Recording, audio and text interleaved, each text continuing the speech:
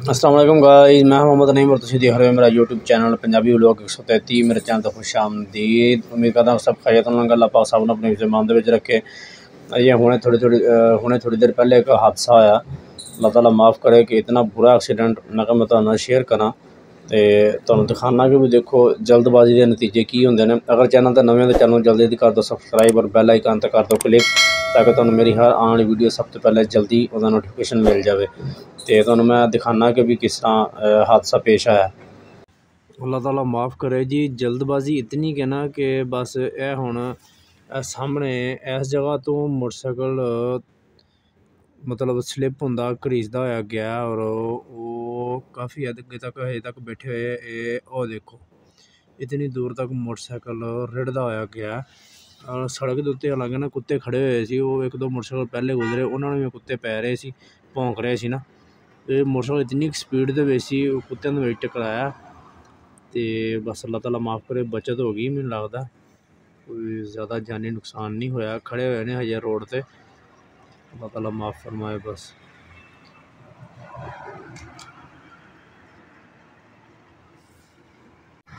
है ना हुण खड़े हुए ने, मोटरसाइकिल स्टार्ट नहीं हो रहा क्योंकि मैं जो देखा ना इन्हों इतनी ज़्यादा चिंगाड़ियाँ निकल रही सी। मोटरसाइकिल सड़क के उत्ते घसीटदा जा रहा सी, दो बंदे सन। अल्लाह ताला माफ़ करे, बस जानी नुकसान नहीं होया, लेकिन लगता है कि मोटरसाइकिल का शायद कोई नुकसान काफ़ी हो गया होना। क्योंकि जिस तरह चिंगाड़ियाँ निकल रही सी ना, अग, मैं तो क्या भी अज ये नहीं बचते। तो ये भी अल्लाह की मेहरबानी है कि रोड के उत्ते कोई होर सवारी इधरों उधरों नहीं सी आ जा रही। है भी अल्लाह का बड़ा करम होया कि बचत हो गई। यकीन करो जो मैं इन्होंने गिरद्या देखा ना, गिरन तो पहले इन्हों की मोटरसाइकिल की स्पीड मतलब जी स्पीड के आ रही थी ना, इतनी ज़्यादा स्पीड मेरे कन्ना च आ रही थी आवाज़, मेरे देखते मेरे सामने गिरे है। अल्लाह माफ़ करे, जो एक दो मैं गिरद्या देखा और मोटरसाइकिल घसीटदा जा रहा से अगे, तो मैं तो कोई मेरे पर खलोत्या मेरे देख के मेरा दिल घबरा गया। मैं क्या अज ये नहीं बचते, बस अल्लाह की जात बचाने वाली इसे तो कहते हैं कि अल्लाह गफूर रहीम है। तो बंदे दोनों ने हेलमेट सी पाया हुआ, हुणे उठ के जा रहे थे वापस। मैं मेरा कैमरा ऑन करते करते पहले गुजर गए। हूँ इस तरह शरीफा वांगू मोटरसाइकिल चला के जा रहे हैं जिवें पता नहीं किड्डे माँ के नेक पुत्तर होंगे। यही बंदा पहले थोड़ी जी एहतियात कर ले। जल्दी का दौर होंदा, ठीक है मानने हर बंदा, मैं भी मोटरसाइकिल तेज़ चलाना, तुसीं भी चलाते होगे, लेकिन एक बंदा कंट्रोल एक लिमिट के रह के चलावे। ये तो इंज स्पीड के विच कि जिवें पता नहीं अज इन्होंने कित्थे जाके हवा नूं फड़ना की करना इन्होंने।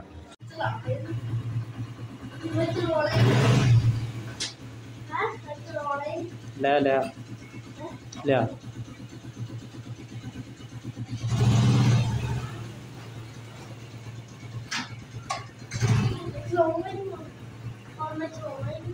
कहते हैं कि भी देर से पहुंचना ना पहुंचने से बेहतर है। मतलब भी बंदा 2 मिनट लेट पहुंच जाए, लेकिन ना पहुंचना बेहतर है कि बजाय कि बंदा अपनी मंजिल तक पहुंचने दे, बंदा किसी हस्पताल या अल्लाह ताला माफ़ करे किसी ऐसी जगह पर पहुंच जाए कि जिथे बाद च बंदे नूं पछतावा आवे।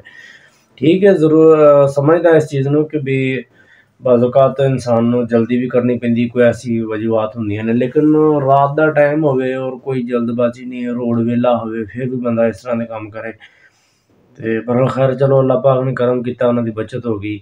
और वीडियो के एंड के तुसीं देखा और दसदा चला कि भी वो जिथे मैं तुहानूं निशानदेही की सी, मार्किंग तीर का निशान क्लोज करके तुहानूं दिखाया सी, तीर का निशान लगा के, मतलब कुत्ता उत्थे मरिया पिया सी, कुत्ता भी मर गया, लेकिन शुक्र है अलहमदुलिल्लाह कि बंदे बच गए, कोई ज़्यादा जानी नुकसान नहीं होया।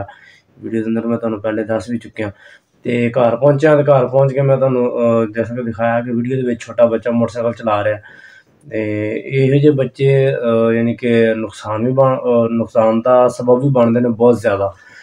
लेकिन इस बच्चे के अंदर मैं एक चीज़ देखी कि इसका जोड़ा वालद है ना, मतलब कि मेरे मालक मकान जोड़े ने गुलाम मुस्तफा भाई जट साहब, ये उन्होंने बेटा है। तो उन्होंने बहुत ही सख्ती नाल मतलब यानी मैं तो काफ़ी दिनों तो देख रहा था, तो मेरे ज़हन च राती ये हादसा आया, तो मैं कहा चलो जरा ना तुहाडे नाल ये भी डिस्कस करा ये चीज़। वो उन्होंने अपने बच्चे को मोटरसाइकिल सिखा रहे हैं, सिर्फ मेरे ख्याल है कोई ज़्यादा 10 फुट की गैलरी है जिथे मोटरसाइकिल पिछे लै जाता रेड़ के, फिर उसे चला के अगे तक लै आता।